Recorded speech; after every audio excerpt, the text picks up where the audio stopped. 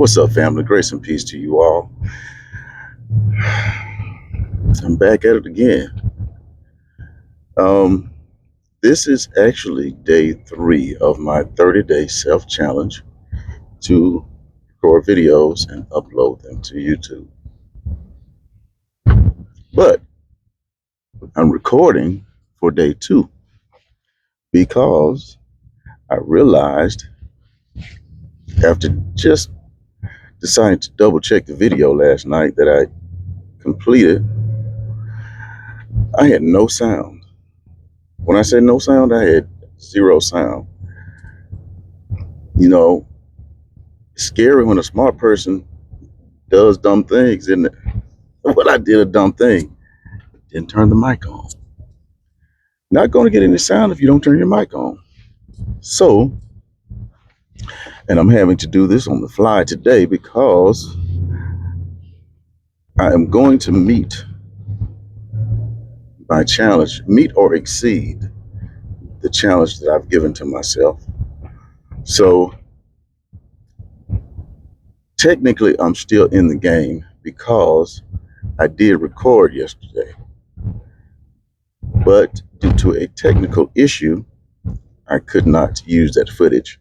So, we're going to revisit this. And this is day two of a day in the life of a safety professional. And day 2, I was focusing on my journey, how I got here.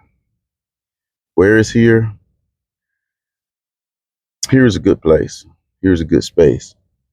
And here's a good time for me. I've also realized something about this is I'm probably going to have to do these sometime during the course of the day. It's better quality. My thoughts will be better. Will be more streamlined because I'm not tired. At the end of the day, it's hard to put those thoughts together and be concise. But anyway, y'all bear with me. I know it's probably going to be a little rocky because I'm actually headed to get some lunch on my lunch break. And it's cold out. But all of that being said, I appreciate you stopping by to check this out. Let's get back to the journey. The way I got here, I would have to go way back and start with my childhood because it seems to have come full circle for me now that I'm working as safety in the construction industry. My first work memories were with my father, who was a brick mason on job sites that they were completing, some industry, some industrial, some for homes. But a lot of work, a lot of hard work. I learned a lot. Learned a lot about the construction industry. I learned a lot about construction in general and gained a great understanding and I guess you would say a really good appreciation for the working man, the guy that works with his hands, works hard all day. Shout out to all of you guys that are working in the construction industry because you guys work. You work hard, sometimes 12, 14, 16 hours a day to provide for your families. And I hope those families are appreciative of that.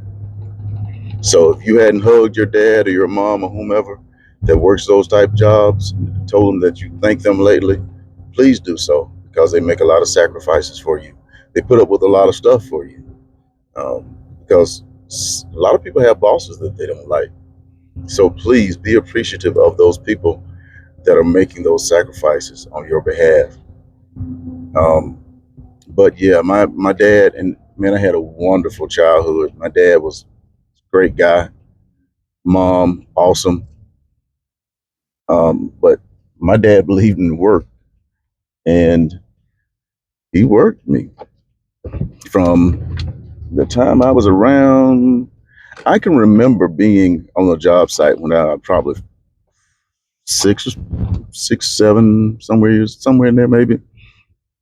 Now at that time, of course, I couldn't do a whole lot, but I remember being out there. Well, as I got older, that changed though. Um, I got, I can remember being around 10 and having a situation pop up where I was hauling brick in a wheelbarrow, and I was having to cross this little ditch because I was supplying my dad with the brick. He was laying the brick. And as he laid the brick, I would have to go back and get more. And this particular time, I guess I put too many in there. And so I went across the little boards, across the little ditch. And just as I got to the other side and was going up a little bit of a hill, the wheelbarrow turned over and brick fall out, and they fell all over me and everything. And Dad looked back, boy, you all right? I said, yeah, I'm all right. Man, I wasn't all right though, but I had nothing broken or anything like that. I think more than anything, it was my pride. He kind of chuckled a little bit. He made sure I was okay, and he went back to doing what he was doing. And before long, boy, bring me those brick over here. We gotta move. Um, but all of that helped me to understand the value of hard work. So it's made me also today, the way it relates to is in safety. I can appreciate the guys that are doing the work, the guys that really are getting their hands dirty. Because I'll be honest, as a safety professional, we rarely get our hands dirty. Um, at least we should be rarely getting our hands dirty because we are eyes and ears primarily. But from there, fast forward, I went through several other jobs, and I have a varied background, but I became a firefighter. And I became a firefighter because I was trying to help a friend, the guy, that young man that went to my church. He had children, um, and he was needing to provide for his family, and he wasn't able to do so because he wasn't working. Uh, he said he couldn't find work. That's debatable, but that's what he said. So I challenged him. Um, I told him, look, the city is looking for firefighters. If you go take the test, I'll go with you. And he was somewhat enthused. I guess the fact that somebody was going to actually do this with him. Well, we went to take the written test. I did well on it. He didn't pass. So he couldn't go to the next step. And I'm like, oh, okay, Lord, here we go. Tell me God don't have a sense of humor. So I went on and took the physical test, passed it, firefighter. After I'd been a firefighter for a while and I loved it. Never, in my wildest dream, I never would have believed that. But after I'd been a firefighter for a while, I was getting to the point where it was time for me to be the guy that drives the truck. So you go to this driver school. In that school, you learn about fire engine pumps, the thing that pumps the water. And there was a good deal of math and equations and stuff like that to figure out how much water was needed on this fire so that we can make sure we put it out.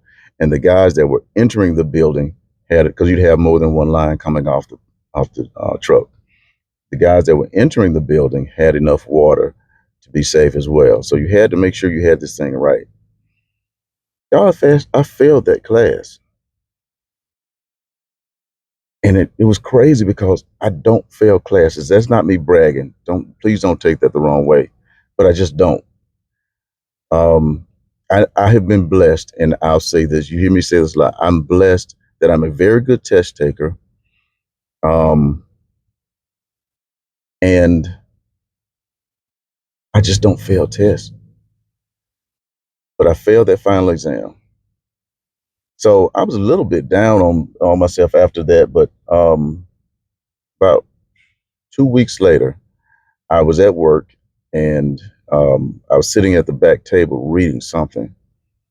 And a friend of mine that was working for the same city. He was an inspector at the time. Inspector just inspects the buildings in your area, the businesses, for fire code compliance. He came by and he threw his book at me, book about this thick. He said, "Here, study this book. You're going to become a fire inspector."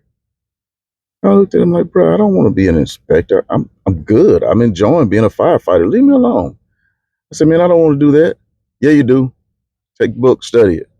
I'm like, you know what? Okay, because he wasn't gonna shut up. I knew it. He wasn't gonna leave me alone. All right, bro, whatever. Like, man, I don't want to do that crap. Man, I took the test, did very well on it, and became an inspector. Absolutely loved it. Loved it from day one. Now, what that did was, what I'm showing you is the foundations and foundation for me. That took me to another level of understanding of the infrastructure for safety. That's the best way I can say it. All of this is part of it. The NFPA, which is a National Fire Protection Association, much of their code is the basis for a lot of the other code, like OSHA, the 70E, which is your electrical code, stuff like that. But anyway, I won't get too technical here. But all of this stuff ties in together. So that helped me much, much, much more than I've ever dreamed. Now it helps me now. So became an inspector, really loved it.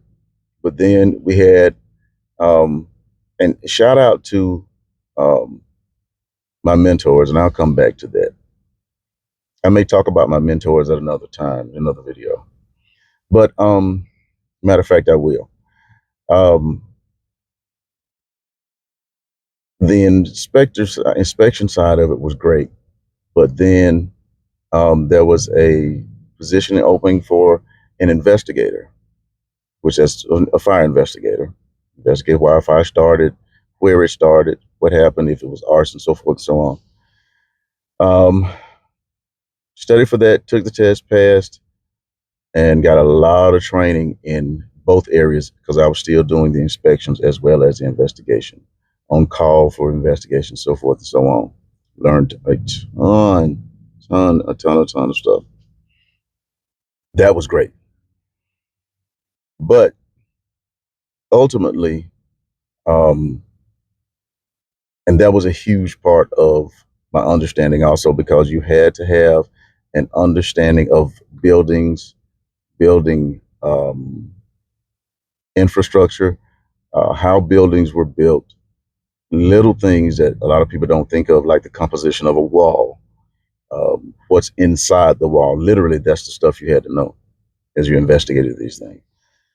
Um, the fire systems, everything. But anyway, electrical, golly, I could go on and on.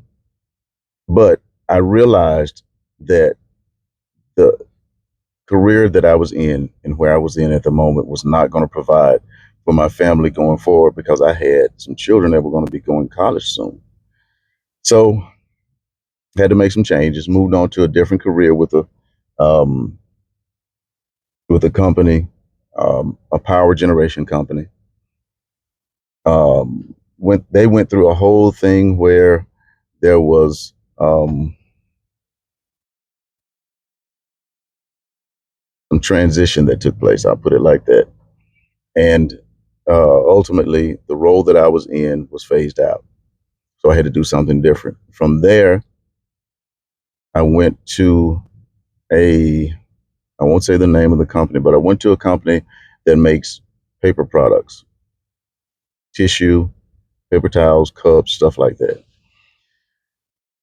I went into that company as a safety professional. Um, had good mentors there, trainers, training, got a lot of training. But I ended up rolling over into a emergency response leader role, which was great. Now, during this time, I got a lot of training in safety, but I got a lot of what I had already started on my own in some other areas, leadership training. And you all that, if you're seeking if you're leading people at all in any role, especially in a professional capacity, you need some leadership training. What it does is it makes you a little more sensitive to those things that matter to other people, like respect. It helps. I promise you, it helps. I see some of the people that are in leadership roles that I run into all the time and deal with, and I think, what could that person be if they had some really good training? And there's some training out there that you can get on your own. You shouldn't have to wait. You should not wait for your employer or anyone to better yourself. You can do it yourself. But long story short, all of that brought me to safety. I'm glad it did because it's exciting. I enjoy it. And I'll tell you more about it in part two. Talk to you shortly. Thanks.